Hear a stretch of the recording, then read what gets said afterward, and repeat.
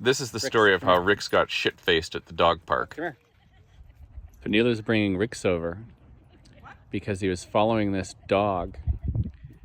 And it's a female dog, and I'm pretty sure she must be going into heat soon or just come out of heat, because Rick's was so interested in her patootie that he had his face right in there when she decided to, go to the bathroom.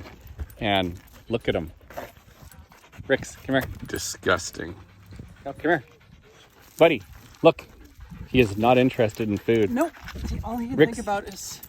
She must be going into heat, don't you? She just came out of heat. Oh, well then what's she doing at the fucking dog park? Well, she thought it was over.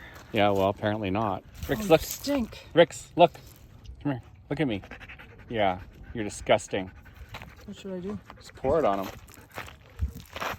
Put your feet on either side of him. Squeeze him so he can't go anywhere. Put the towel over his back.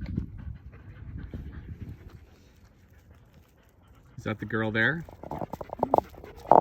Are you that fancy? Is it going off? Squeeze him. I don't even believe you. Am I waterboarding you? Are you handsome again? I was handsome even with shit on my face.